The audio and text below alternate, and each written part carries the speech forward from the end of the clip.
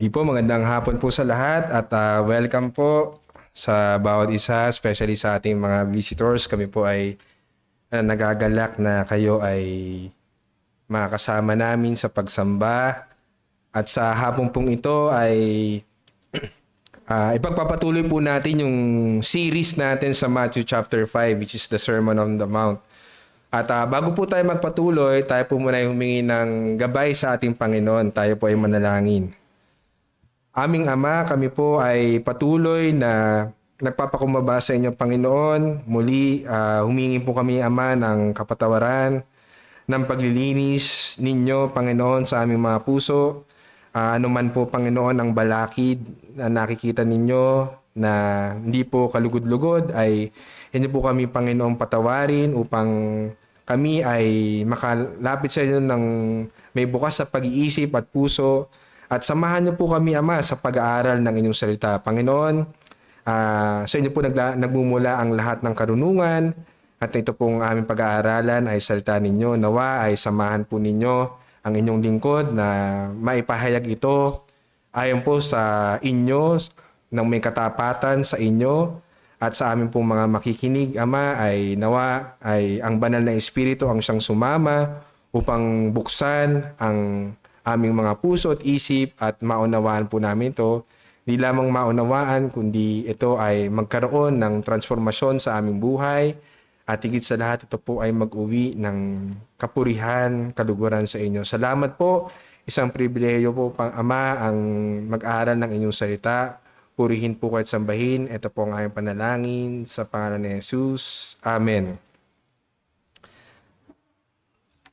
So sa pagkakataon po ito, sa hapong ito, ang ating pong pag-aaralan ay matatagpuan sa Aklat ng Mateo, Kabanatang 5, mga talatang 27 hanggang 30. At pinangalanan ko po ito, nilagay ko pong title dito is The Desire That Leads to Death. Ito po ay hango dun sa ating binasa sa James chapter 1, verse 15, na sinabi doon that when lust has conceived, it gives birth to sin. And when sin is accomplished, it brings forth death. So merong desire na po, hindi lahat ng desire ay maganda. Merong desire na nauuwi sa kamatayan. At alam po natin, for our introduction, nung few months ago, meron pong isang politician na naging, sabihin natin, usap-usapan o laman ng balita dahil sa kanyang comment tungkol sa isang artistang babae.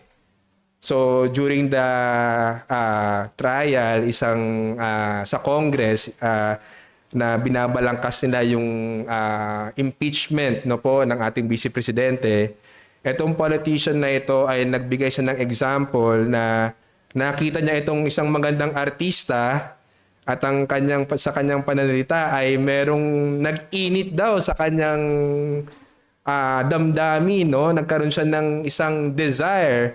At sabi niya sa kanyang imagination ay hindi niya na alam kung anong mangyayari. So, medyo nag-react yung kanyang mga kasama. Sabi nung isang congresswoman, nire-request niya yung court na please strike that out of the record. Kasi it's a very, sabi natin, sexualized remark, no po, na ginawa nitong politician na ito. But itong politician na ito, instead na siya ay mahiya, alam niyo po ang kanyang sinabi, anong masama doon? It's only a desire. It's only isang pag-iisip ko na akin lang. It's a private thought na as long as wala naman akong ginagawang masama, I'm not guilty. It's not bad, no? To imagine. Pero alam po natin na nothing can be further from the truth. Dito sa ating pag-aaralan, yan mismo ang ina-address ng ating Panginoon. Dahil ang mga Pariseo, alam natin na tinuruan nila itong mga tao na ito, yung kanilang itinuro ay only external righteousness. Kaya nga ang sinabi ng ating Panginoon, kung maalala natin nung Matthew 5:20, sabi doon, "For I say to you, that unless your righteousness far surpasses that of the scribes and the Pharisees, you will not enter the kingdom of heaven." So, sinasabi ng ating Panginoon dito na kung ikaw ay nag-iisip na ikaw ay nasa kaharian ng Panginoon, dapat yung katuwiran mo ay hindi lamang panglabas. Hindi katulad ng mga Pariseo at Skriba, kundi yung katuwiran mo ay nagmumula sa puso. Kaya ang mensahe po natin ngayon is sa pagpapatuloy ng ating series, the law of God shows us that sin comes from the heart and calls us to kill it before it kills us. So ang kautusan ng Diyos ay nagpapakita sa atin na ang kasalanan ay nagmumula sa puso at tayo ay tinatawagan na patayin ito bago pa nito patayin tayo. No po? Dahil alam po natin na ang kasalanan, gaya nga ng sinabi natin kanina, it leads to death. Not just physical death, because we know physical death is also as a result of the fall.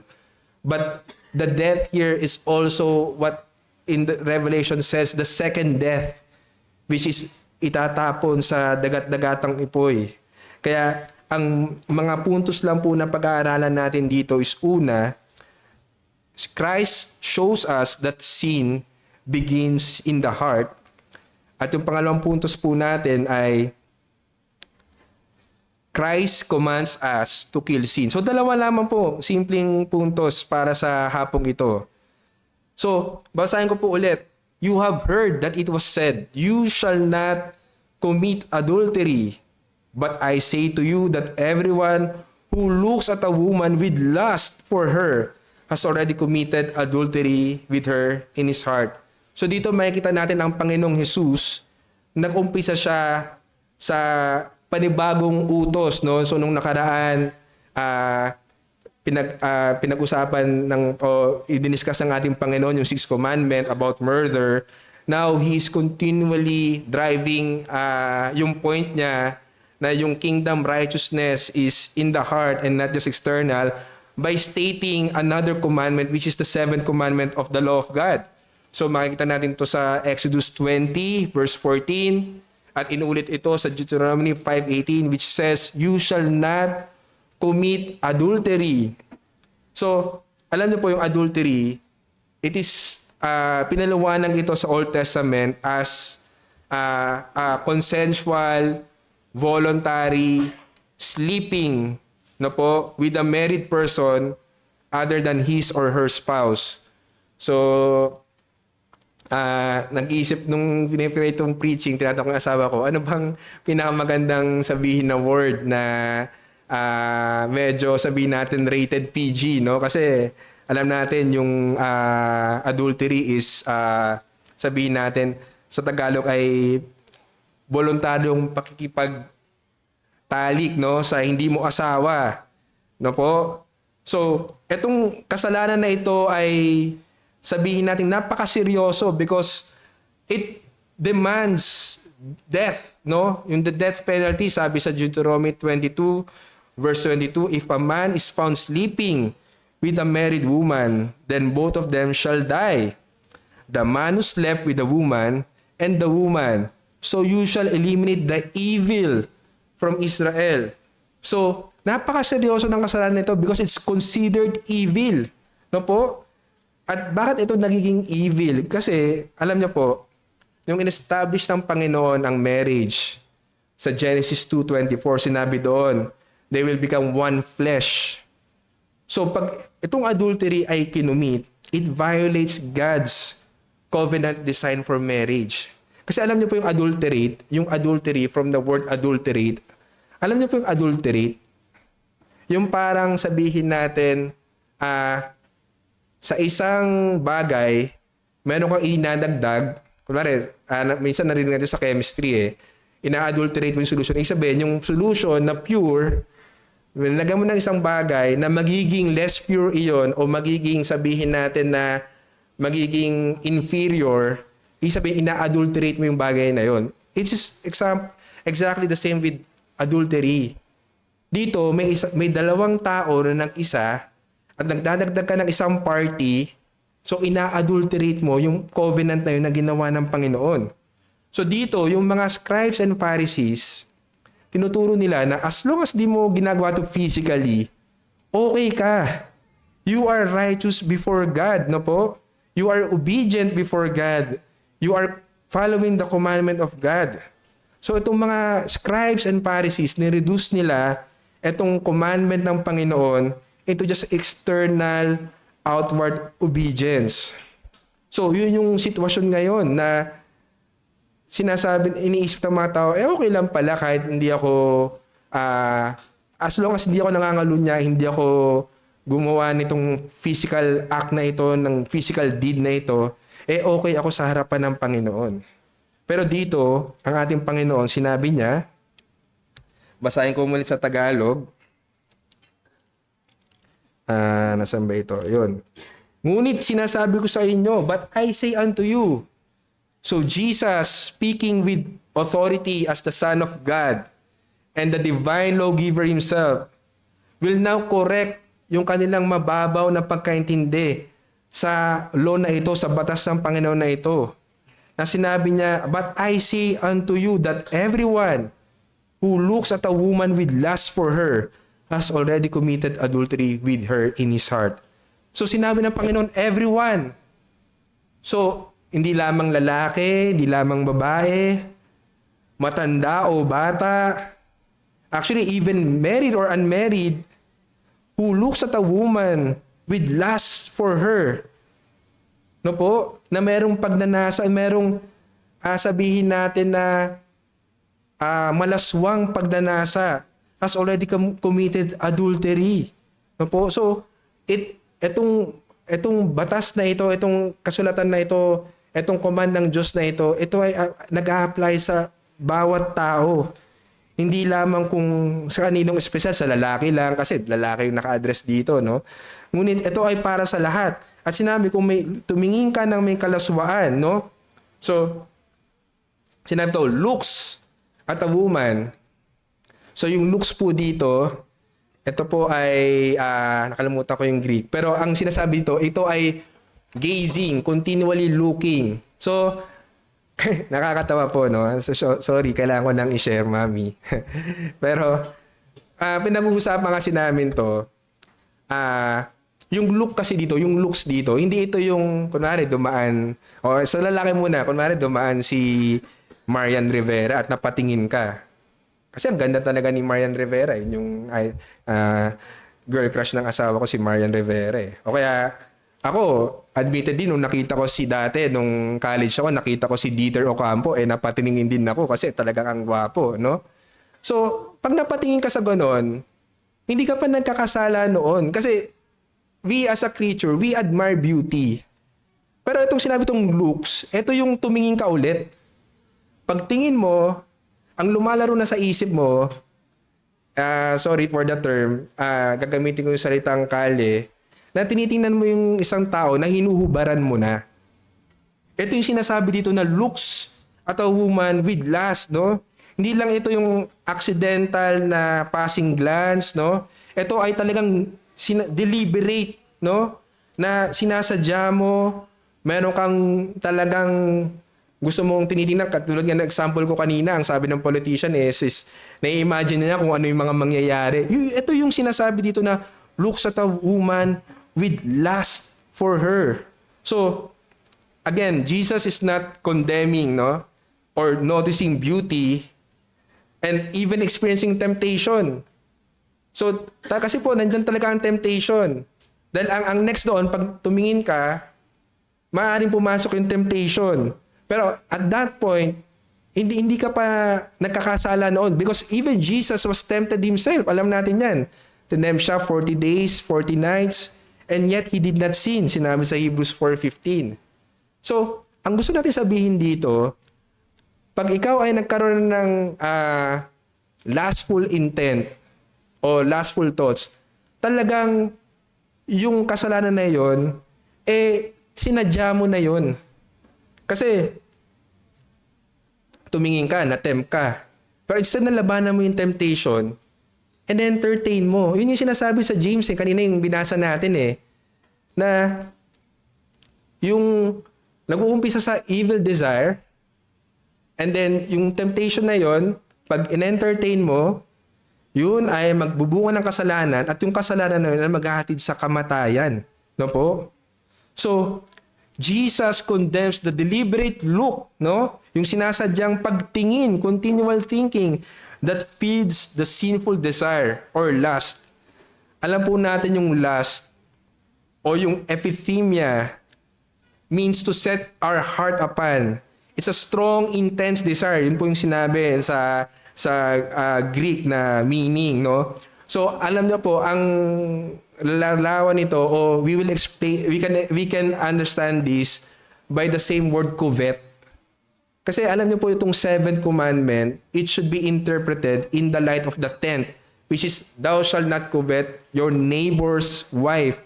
So, yung covet, ibig sabihin, is meron kang matinding pagnanasa na kuhanin mo, in this case, sa 10th commandment, yung asawa ng iyong kapwa na hindi naman para sa'yo. Kasi asawa na yun ng iba eh. No po?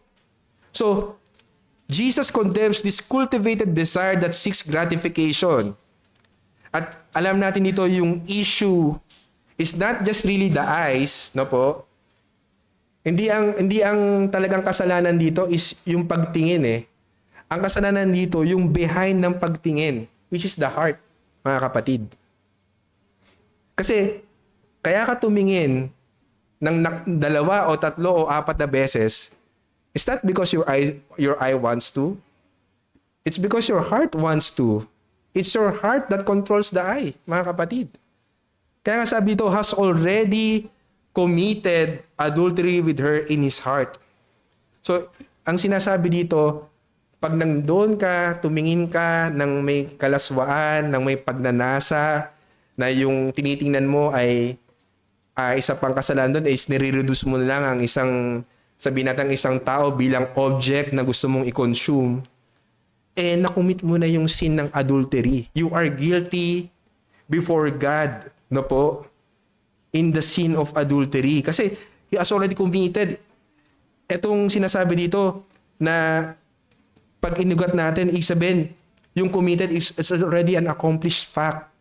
It's already a deed done in the eyes of God. So sa mata ng Panginoon, although physically hindi mo pa ina-execute yung adultery mo, pero sa puso mo, nandun na yung lustful thought, para sa Panginoon, guilty ka na sa adultery.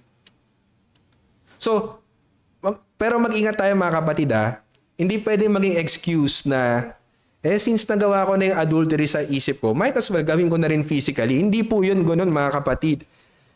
Jesus is not saying that mental adultery and physical adultery have identical earthly consequences. But both of them, no po, that before God, yung heart natin is already guilty, is already morally guilty, is already violated the commandment. Even at yung sa level lang na nagkaroon tayo ng desire na hindi maganda. And then sinabi doon, in his heart. So isabihin, yung heart mo talaga, yung ikaw mismo. Kasi yung heart in the Bible is not just, sabihin natin yung mga emotions mo, but it's the real person, it's the real you. Kung ano yung puso mo, yun ka. So isabihin, etong nagawa mong kasalanan ng adultery sa iyong isip at puso, talagang ikaw ang gumawa noon. Ikaw mismo ang nag-commit noon. Ikaw mismo intentionally yun ang ginawa mo. Kaya alam niyo mga kapatid, wag nating iisipin na yung etong mga cases ng adultery or sabihin natin cases na maririnig natin, may mga tao na bumagsak sa matinding kasalanan ng pangangalunya niya, sasabihin ay aksidente lang. No po? Hindi po. It's always intentional. Before, alam niyo po, ang totoo nun, before the act of adultery was committed, paunti-unti yan sa heart yan. May, kung ano-ano nang iniisip niyan, kung ano-ano nang pinapanood niyan, kung ano-ano nang pinafantasize niyan. So ano pong point natin? Sin always begins internally before it manifests externally. Lagi pong nag-uumpisa yung kasalanan, in this case, adultery, in the heart, internally. At kung ano yung nakikita sa labas, it's only the fruit. The root is lust, and the fruit is physical adultery. So yung adultery na to na naging fruit, talagang galingan sa lustful desire of one's heart. Kaya wag nating isipin na ito ay isang bagay na bigla na lang nangyayari. It's always begins in the heart. At isa pang makikita natin, mga kapatid, in the light of this commandment, no po, yung motive, no? Kanina pinag-usapan namin ni Brother Mark yung motive lang is enough for you to be condemned. Makita natin, any motive that sabihin natin introduces unfaithfulness in the marriage bond is always wrong. No po? So, ibig sabihin, lahat ng motibo, any tendency to, let's say, arouse the unfaithfulness. Example, kung merong isang tao na nanggugulo sa relasyon yung mag-asawa, no po?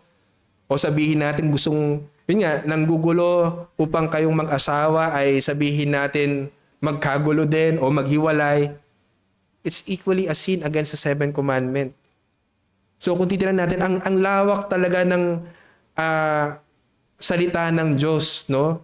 Na hindi lang ito confined sa physical, hindi lang ito confined sa kanina nakita natin na in a lustful manner, but also anything, no?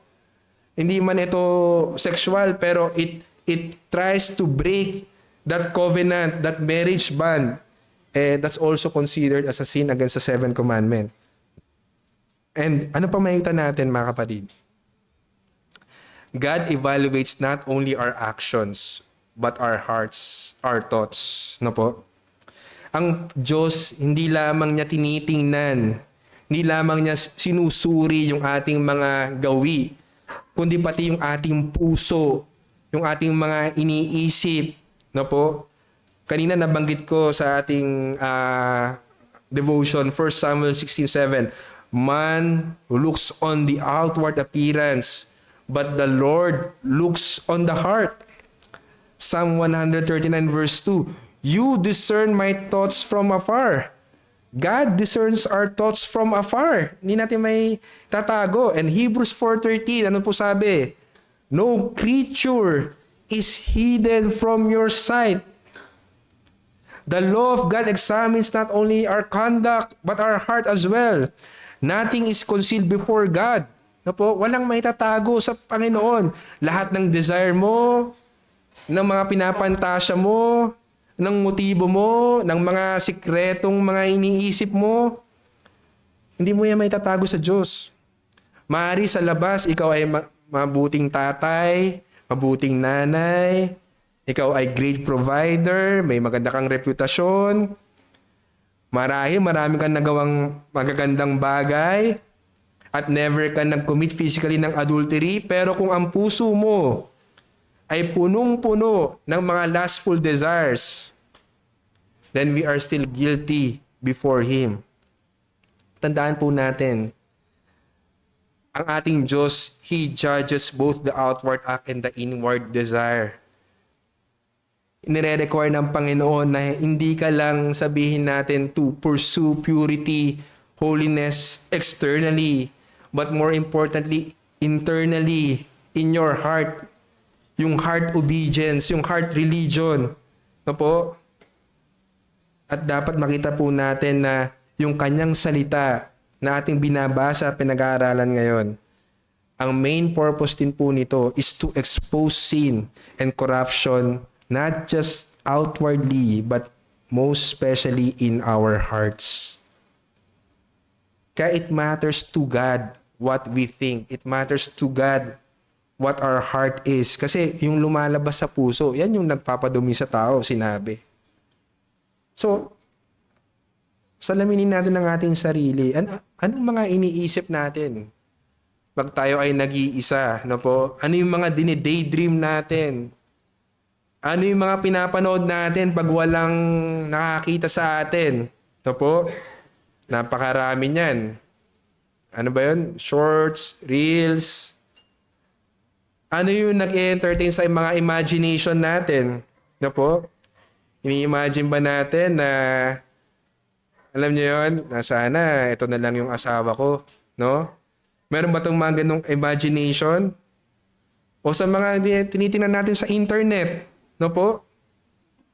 Anong tinitingnan natin sa internet? Ano yung mga desires na finifeed natin? Ito ba ay lustful desires? Mag-ingat po tayo mga kapatid. Kasi talagang in this generation and age, talagang mas lalong napakadumi na ng paligid natin in the sense na yung immoralidad ay ibinabandera, ito ay gina-justify, ito ay sineselebrate. Pero lagi natin tandaan, mga kapatid, may consequence. Alam niyo po, basahin ko lang itong Proverbs 6:25-35. Napaka-importante na makita natin yung warnings and consequences. Sabi dito sa Proverbs 6:25-35, do not desire her beauty in your heart. Sinasabi ito yung adulterous woman, yung evil woman. Nor let her capture you with her eyelids. For on account of a harlot, one is reduced to a loaf of bread, and an adulteress hunts for the precious life. 27. Can a man take fire in his bosom and his clothes not be burned? So pwede ka, sinasabi ito, pwede ka pa maglaro ng apoy at hindi ka masunog? Or can a man walk on hot coals and his feet not be scorched? Of course, this is what? Rhetorical, which is the answer is no, imposible yun. No, pag lumakad ka sa may apoy, sigurado mapapaso ka. So is the one who goes into his neighbor's wife. Whoever touches her will not go unpunished. Men do not despise a thief if he steals to satisfy himself when he is angry. But when he is found, he must repay sevenfold. The one who commits adultery with a woman is lacking sense. He will destroy himself who does it. Wounds and disgrace he will find, and his reproach will not be blotted out. Ang tindi ng consequences, mga kapatid. It will not go unpunished. No po? It will destroy himself. Wounds and disgrace he will find, and his reproach will not be blotted out. Ganito katindi ito, mga kapatid. And most importantly, Hebrews 3:13-4, sinabi, merong judgment to those who defile the marriage bed. So ano pong challenge sa atin, mga kapatid? Una, makita natin, ang pinaka-challenge sa atin is, let us ask God to reveal our hearts to us. Because lahat ng itong sin na ito, itong adultery na pinag-uusapan natin, and even yung anger and sa mga susunod pa, it all comes from the heart, as I said a lot of times. So, kung hindi natin alam, o hindi tayo aware na meron pa tayong ganitong kasalanan, siguradong tayo ay babagsak. Kaya sinabi sa Psalm 139:23-24, search me, O God, and know my heart. Test me and know my anxious thoughts. See if there's any offensive way in me, and lead me in the way everlasting. We need God to reveal our hearts to us para tayo ay makonvict. And the only way God will reveal our hearts is through the study of His Word. Kasi dito nga po, di ba sa binasa natin, dito inire-reveal ng Panginoon yung tunay na puso ng tao na yun talaga ang nagkakasala. So we need to saturate ourselves na ibabad natin yung salita, yung ating sarili sa salita ng Panginoon. Otherwise, sigurado po, it's just a matter of time na tayo ay babagsak kung wala sa atin ang salita ng Diyos. Kung hindi natin ma-check yung ating puso. At kung hindi natin papatayin yung ating kasalanan. And how do we kill sin? Yun yung next point natin. Christ commands us to kill sin. Sabi dito, now if your right eye is causing you to sin, tear it out and throw it away from you. For it is better for you to lose one of the parts of your body than for your whole body to be thrown into hell. And if your right hand is causing you to sin, cut it off and throw it away from you. For it is better for you to lose one of the parts of your body than for your whole body to go into hell. So alam niyo po, nung naalala ko nung bata ako, nung nabasa ko ito, siguro isang deterrent din sa akin yon na ginamit ng Panginoon. Kasi natin, nung nabasa ko ito, ang naging dating sa akin ay literal. So naku, kailangan ko palang dukutin yung mata ko at putulin yung kamay ko pagka nagkasala ako. Pero we know that's not the case here because alam natin kahit dukutin mo yung right eye mo, putulin mo yung kamay mo, maglalas ka pa rin. Kasi ang last ay nasa puso di ba? So, kahit sabihin mong walang matira sa yung mga, sabihin natin, parehas kamay mo, pinutol mo, parehas pa mo, pinutol mo, parehas mata mo, dinukit mo, magsisin ka pa rin kasi yung heart mo, nandun pa rin And it's just not a physical heart, but it's really your whole person na nandoon yung kasalanan. So, ang ginagawa ng ating Panginoon dito, ginagamit niya yung pananalitang hyperbole. So, kung alam ko pong alam niyo yung hyperbole, no? Yun po yung exaggeration, no? No po? Ano ba yung example ng exaggeration, no? Kapag kanina pa ako naghihintay dito. Pumuti na ang ang uwak, no? O kaya yung nabasa kong isang example is I've been waiting here 1,000,000 times, di ba? So, nandoon yung pag-exaggerate, no po? So, ito yung ginagamit ng Panginoon na sinasabi niya dito kung paano natin dapat i-treat yung sin. It's not something na pwede nating baby, no? Nakikita ko sa basketball din, bini-baby daw baby, no? Pero it's really that radical, no po, na call from our Lord Jesus Christ to kill sin before it kills us. So alam po natin yung right eye, no po, yan it symbolizes yung something valuable or precious. Kasi yung right eye po, most of the time, it's the dominant eye, no? Yan yung mas malinaw, yung right eye. Also, yung right hand, most of us, no, ano tawag doon? Kananete. Hindi naman kananete kasi may kalimete, hindi naman kananete, pero most of us, ang dominant hand natin is the right. So, in ancient times, in biblical times, yung right side is viewed as something important, something that is honorable, may prestige, valuable, precious. So, sinasabi dito ng ating Panginoon, kahit ano pa yan, importante man yan sa'yo, mahalaga yan sa'yo, no? Iniisip mo na mahirapan ka pag wala yan, kailangan mong putulin yan. Kailangan mong dukitin yan, no? So, kunwari, sabihin natin, di ba, right eye, that's where the visual temptation comes in, no po? Sabihin natin, ano yung pinagmumulan ng temptation mo sa iyong isip? Kahit gano'n pa ka-importante yan, tanggalin mo yan. Kailangan mong putulin yan. Kailangan mong patayin, no po? Yang mga bagay na naglilid sa'yo sa kasalanan. At sinabi dito, alam niyo po, yung sinabi dito na, basahin ko ulit yung text natin na, tear it out, throw it away, and then sabi, cut it off and throw it away. Yan po ay aorist tense, meaning kailangan gawin mo na yan ngayon na. Hindi mo pwedeng patagalin yan. Oh, hindi pwedeng, hindi, sige gagawin ko yan, pero pagka in God's time, o kaya pag sabihin natin pagka feel ko na sa ako gagawin, hindi po. Ang command is immediate, it's urgent, no po, na sinabi, tanggalin mo yan. Putulin mo yan. Putulin mo ng pakipag-ugnayan mo. No po? It might be your relationship. Di ba po?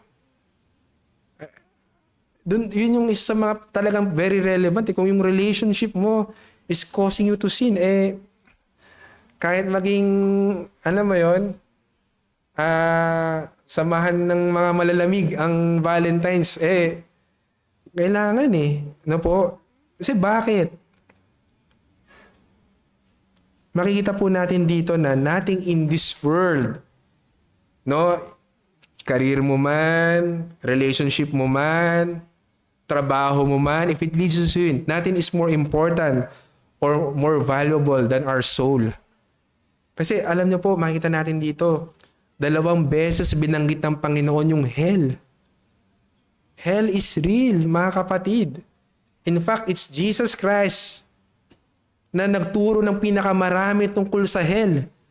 Laging binabanggit ng ating Panginoong Jesucristo yung impyerno. No po? At kung tayo ay hindi natin babantayan yung ating puso, yung ating sarili, yung ating mata, yung ating kamay, no po? At tayo ay patuloy na mamumuhay sa kasalanan, nandoon yung terrible judgment na naghihintay sa atin. At ang kahinatnan natin ay dagat-dagatang apoy. No po? Na kanina, pag-uusapan natin, and siguro next Sunday, Lord willing, i-discuss natin Revelation 14:10 na tinotorment doon ang mga tao sa sulfur and brimstone in the sight of the holy angels and the Lamb of God. So, ang gusto natin sabihin, totoo po yung impyerno, mga kapatid. Totoo na may kaparusahan. Kaya nga po naparito ang ating Panginoon eh. So, ang challenge po natin is, sinabi ni John Owen, mga kapatid, be killing sin or sin will be killing you. Patayin mo na yung kasalanan. Agad-agad. Wala, hindi pwedeng itong wait wait pa. hindi pwedeng wait dito. Agad-agad. Patayin mo na yung kasalanan. Or else, it will be you who will be killed, no? Na ikaw ang mamamatay sa iyong kasalanan. Pero ano niyo po, mga kapatid, ang isang dinadrive ng ating passage is, babalik tayo doon sa binanggit ko po kanina na sinabi ng ating Panginoong Jesucristo, unless your righteousness far exceeds those of the scribes and Pharisees, you will not enter the kingdom of God. So, ang pinapakita dito sa atin, wala tayong righteousness na kaya natin gawin. Lahat tayo guilty dito. No po? Hindi natin kayang labanan, hindi natin kayang patayin yung kasalanan. Kung tayo mismo ay alipin nito, hindi natin kayang gawin to. Yung puso natin mananatiling makasalanan yan. Hanggat hindi tayo abutin ng biyaya ng Panginoon. So, hindi tayo dapat, wag tayo magkamali, mga kapatid. Oo, kinukuman tayo ng Panginoon na patayin natin kasalanan. Pero wag natin kakalimutan na the only way we can kill sin is we have the grace of God. Only by the grace of God. Kasi kung hindi niya baguhin yung puso mo, hindi ka niya palayain mula sa pagkailipin mo sa kasalanan, patuloy at patuloy at patuloy mong gagawin at i-enjoy niyan. At patuloy ka sa kapahamakan. Kaya dapat makita natin dito is not really just do it, try harder, do your best, and God will do the rest. Hindi po.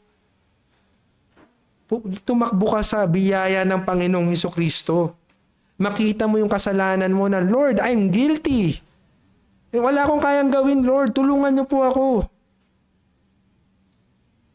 And only then, kung sa biyaya ng Panginoon abutin ka niya, it's only by then you can pursue holiness by His grace. No po? It's only Christ that can cleanse us from the impurity of our hearts, forgive us as guilty sinners, and produce our sanctification that God requires. Only God can make our righteousness exceed those of the Pharisees and scribes.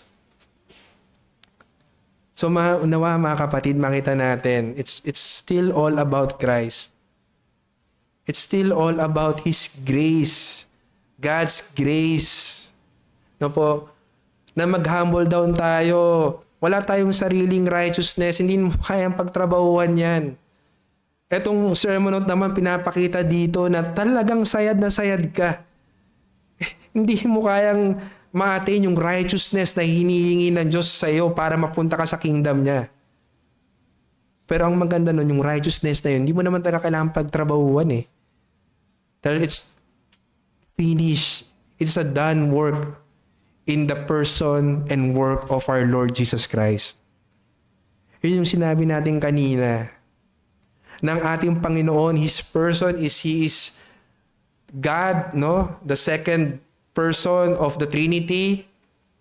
Na siya ay nagkatawang tao. Sinabi kanina sa kanta natin, emptied Himself, but love, no? Siya ay nagkatawang tao, nagpakababa. He lived His life perfectly. He did not sin. He was tempted, but He did not sin. He lived to obey all the commandments of God. And then He suffered and died in the cross.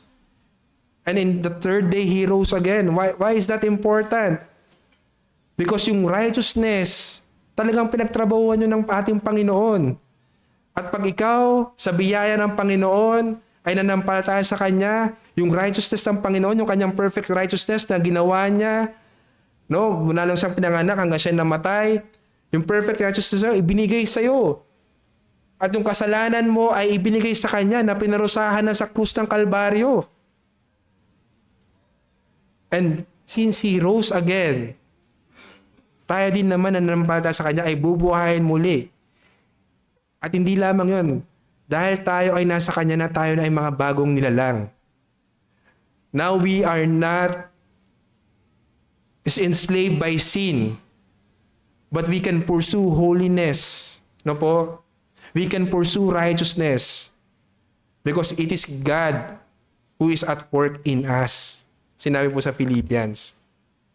Kaya kung tayo po ay nag-i-struggle sa anumang kasalanan, go back to the gospel. No? Wag mong ilagay lang ang sarili mo bilang performance na this week talagang sablay ako Monday to Friday, nag-sin ako dapat next week, Monday to Friday, mabawi ko. Hindi po yun. Go back to the gospel. Kasi yung gospel lamang tuturo sa iyo kung ano yung dapat mong, ano yung kalooban ng Diyos para sa buhay mo, para makalaya ka sa kasalanan. And if you are still not in the Lord, in the sense na wala ka pang pananampalataya,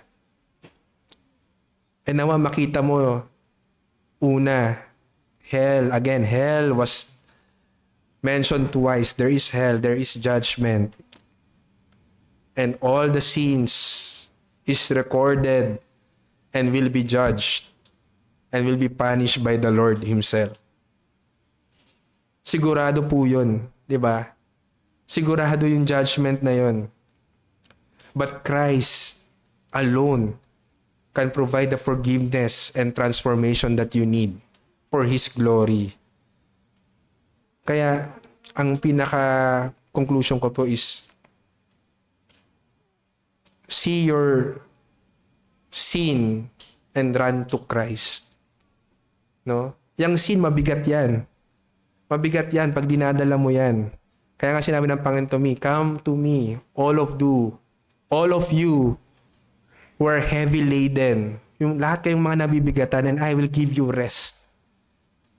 Hindi to rest sa kapagura mo sa mundong ito, pero rest from trying to earn your way into the kingdom by doing your works. Rest ito from carrying your sins. Christ will